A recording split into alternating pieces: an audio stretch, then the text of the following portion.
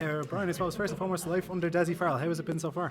Hey, good, yeah. As has been documented, I think a lot of us were very close to Dessie from previous days out underage with Dublin. So, it's been good. I think he's brought a fresh change to things. Luckily, there's great continuation there in terms of backroom staff and medical staff and doctors and nutritionists and all that good stuff. So, there's a lot of the same, but Dessie has brought new ideas, and thankfully he's open to how things were, and he's not coming in and with the chopping board. It's very sort of collaborative environment, I think, and he's just no better man, I suppose, to follow on from Jim. And look, we're just looking to do ourselves justice and do him justice, and just much the show goes on, really. And I suppose there's been a lot of talk of change in Ireland, maybe more generally in the last couple of weeks, but like more specifically, is Dessie, is he different to deal with on a personal level? Like, is he different to Jim? Are there ways he approaches training that's a bit different? Or Dessie very left wing, he's going right in. No, he's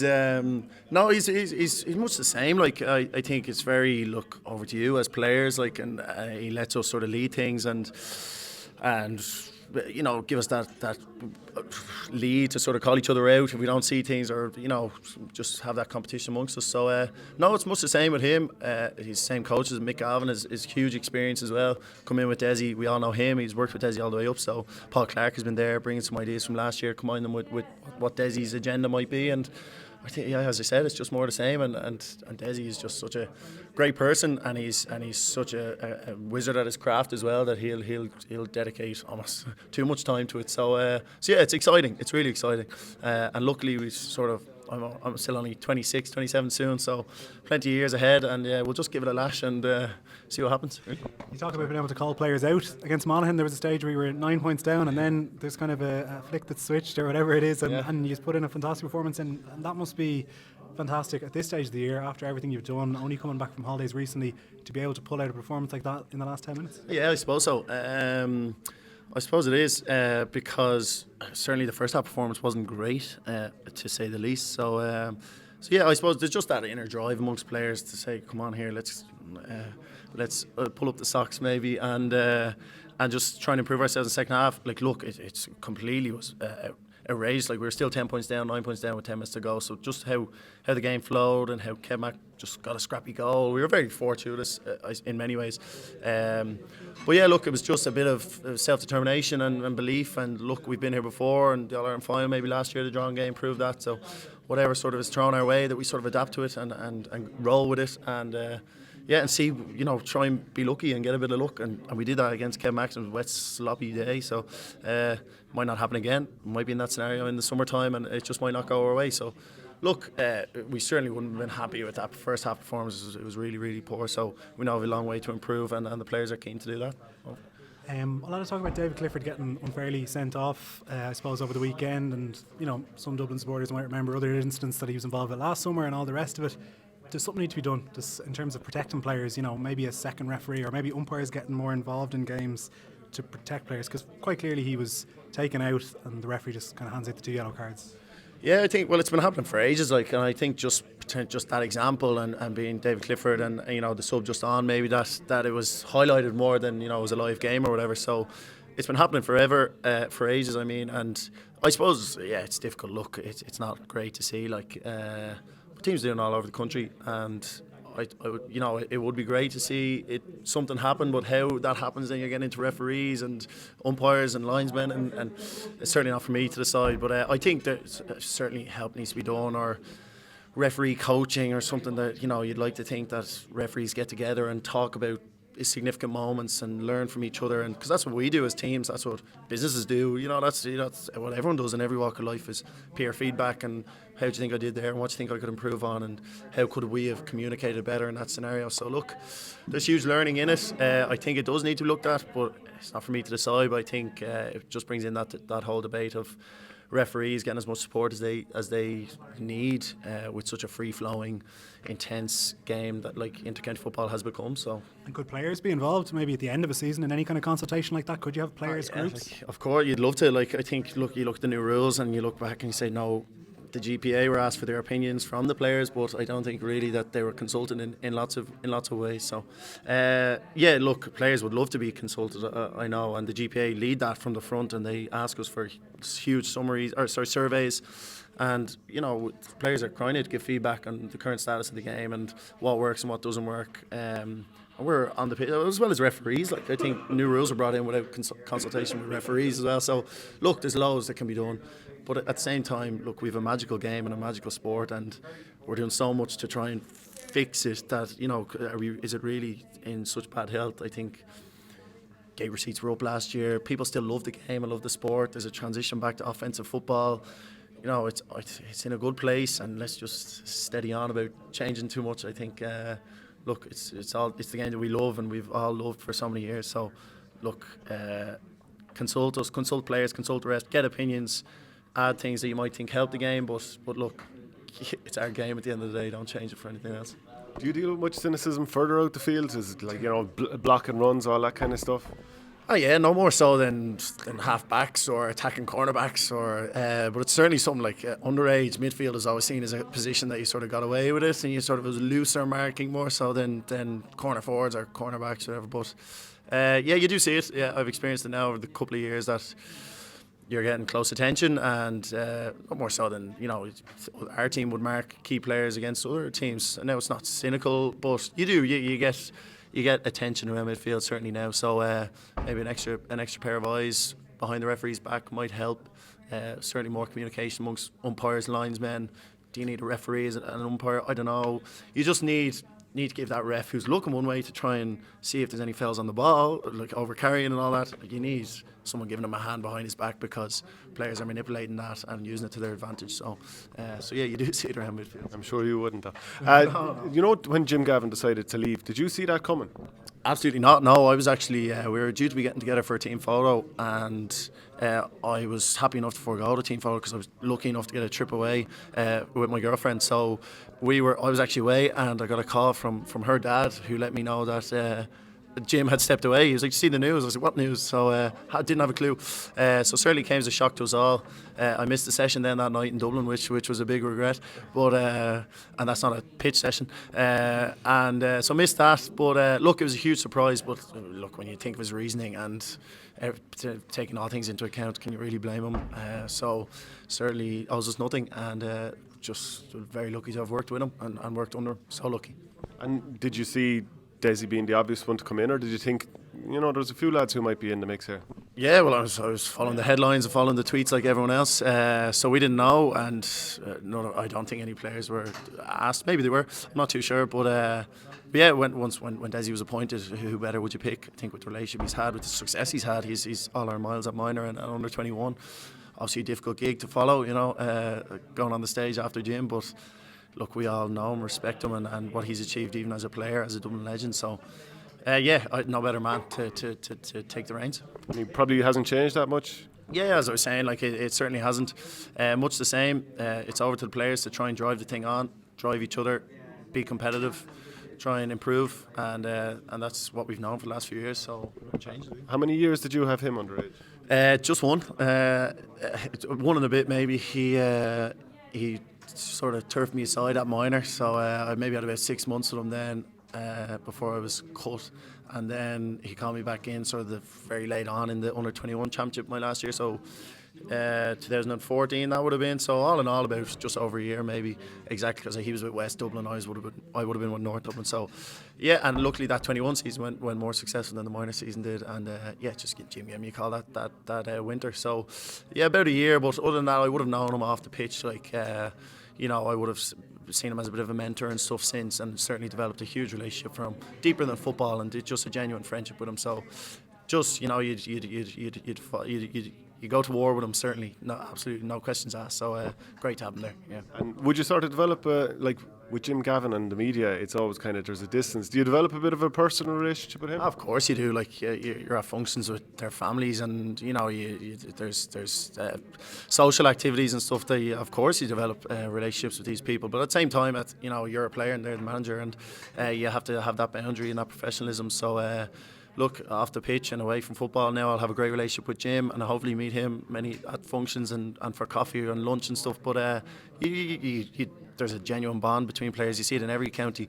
The love Tyrone people have for Mickey Hart, the love Kilkenny people have for Brian Cody, no more so than ourselves. So yeah, look, we have that with Jim and with Dessie as well. But at the same time, I'm conscious that I'm a player and I need to sort of look after that, stay in my lane in that regard.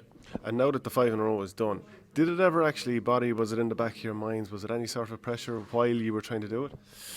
It's been done, but it was a huge narrative last year, and everywhere you went, did it? No. Look, I'm sure it's at stages, people would just see it and say, "Oh, you're gonna do it," just that assumption without even saying hello, and they'd be gone. And you're sort of saying, "Jesus, is that all I am?" So yeah, look, it was a huge narrative, and it maybe the emotions and the expectation of it built up, but to have done it then and gone through the epic games of Kerry and struggled in the first game, and it was just such a fairy tale. And just I think it was a 6 o'clock kick-off, and the final was around 7:30 when the final whistle went, and it was just like fairy tale stuff. Like, it's just, you're looking around Crow Park, lights on, people crying, you crying, everyone's crying. It's deadly.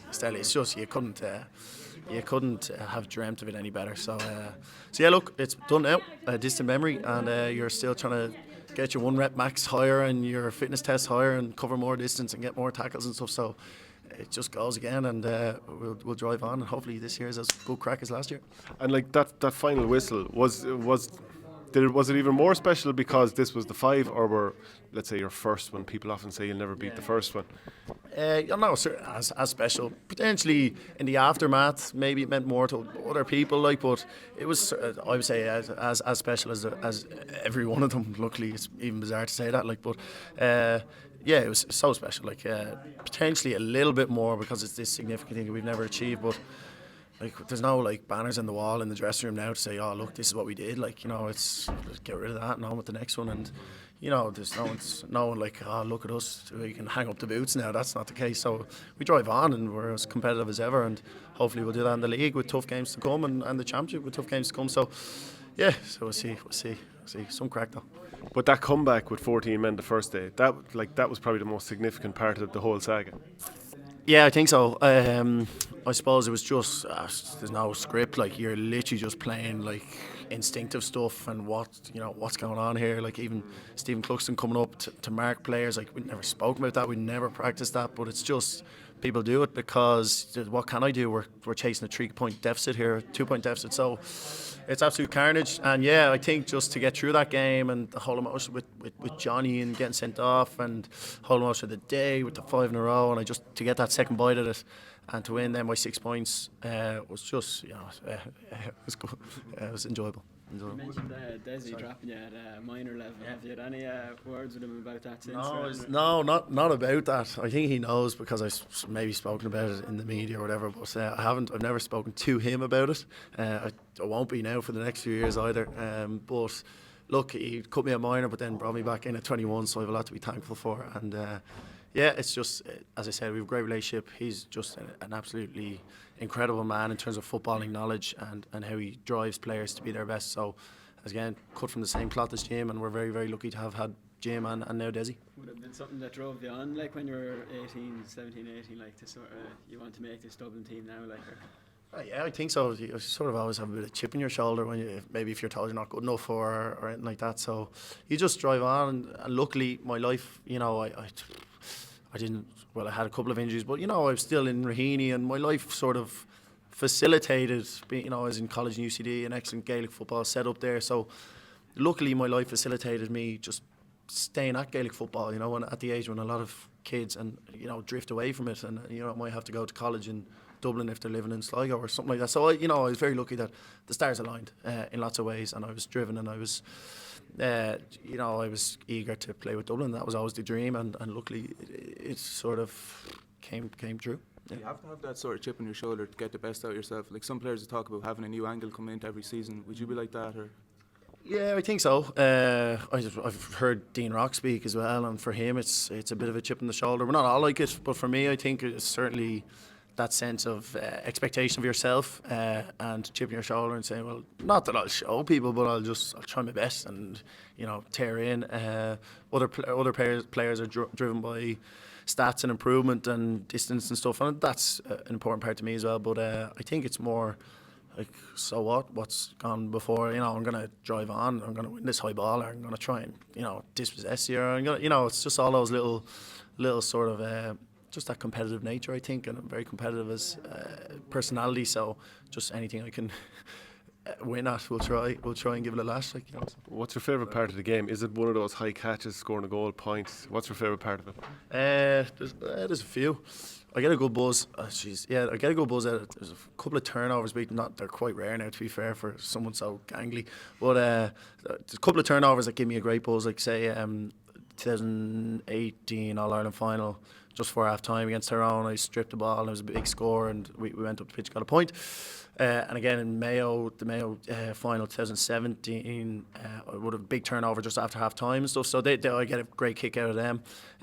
Similarly with points and goals, and people talk about the points and that's what's remembered. But I think as a team, if you get a big turnover that leads to a score, I think that's afterwards.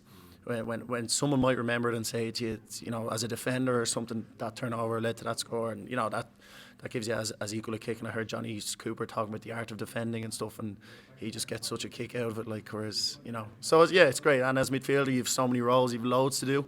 Everyone does, but a big turnover, a big block is as you get such a buzz from all of this stuff, really. So. Did you ever play anywhere other than midfield? When I was minor, I stayed small, so I moved to half forward. So not that I was a prolific scorer or anything, but I played half forward for my club Raheny, and I started with UCD in freshers and Sigerson games at half forward, and even my first start with Dublin was right or left half forward. So and then I think just sort of continued to grow and develop, and sort of retreated back to midfield where I played all my underage football. So a bit of half forward, but. And actually, when I was injured with Ciaran Whelan at the club, I played with a full forward, but it wasn't much good in there, so they moved me back quite quick, slow to turn. Was he your manager, or did you play with him for a while? No, he got brought on with in a junior game when I would have been 18 or 19. We played junior together with Raheny. He was brought on, and he pulled a hammer after about 5 minutes. I was like, geez, Wheelo's out today. And he got brought on, and he pulled a hammer, and he was gone off as quick as anything. So I got maybe 3 or 4 minutes with him on the pitch. But then he was our club manager with Raheny as a senior. Now he lives out in Donabate now, and I know he's involved out there with his own son, so we'd love to have him back. But so he was our senior manager for about 3 or 4 years, and I developed massively under him, and just his professionalism and his getting down to training and not missing training and no excuses, I think really rubbed off on me, and got good dividend off it. And would he have been able to tell you what to expect as a Dublin footballer in terms of the attention you'll get? Yeah, potentially, yeah. But well, not really. That all sort of came afterwards. So I certainly wasn't on the Dublin scene at the time. So probably he didn't need to have those conversations with me. But what I did learn from was just that huge appetite for work, and you always you aspired to be him, and now he's your manager. So anytime you play with the club, you're trying to impress him. So that's for me what I remember in it. Yeah. Did you ever have any trials with the AFL? No, I got a call once from Ty Kennelly when I was my first year with Dublin 22, and the trials were on at the same time as the Dublin holiday that year. We went on holiday in December after winning the All-Ireland in my first year, so they just clashed, and I never heard from Ty again. So I haven't regretted staying, certainly not. No. But part do you ever wonder what would that have been like? Would I have been good at it? No, I don't think so. I watch, you look at when you're a kid, you see the highlight videos, and they're like the unbelievable catches, and you see the boys out there now and their highlight videos, and Mark O'Connor highlight videos. But I watched a few games, and it's a bit of a scrappy game, I think, and it's sort of just the ball leads to it being scrappy. Obviously, the highlights of big catches and stuff, and maybe that's where the offensive mark came from. But I think I find it a bit of a scrappy game. So I look at Gaelic football and just I get a bit more juice out of that. So yeah, I don't know. I never found myself watching games or following it or anything. So look, the professional lifestyle of a professional athlete is obviously very attractive for us that when we're training. So almost borderline professional. So yeah, look, it's always tempting. I can see why lads go to live that life and see what it's all about. But at the same time, I've been very lucky to play in this generation with Dublin, and I wouldn't change anything for the world. You mentioned the attacking mark. Do you like it? Do you think it's going down the wrong road? I don't know. Have we heard too many players speak positively about it? So I think that says a lot. But and I don't know where players consulted about it. Maybe they were. I don't know. I don't know where referees consulted about the new rules. I don't know. I know the offensive mark was voted in Congress as one of the last things. I know Tomás O'Shea spoke about this, that it was one of the last items on the agenda was the offensive mark. And it was after lunch, and it was when people were tired, and it was in Cork, and like any of us in a meeting. So look, a very important rule change to bring in at such a, I don't know. I know it was trialled.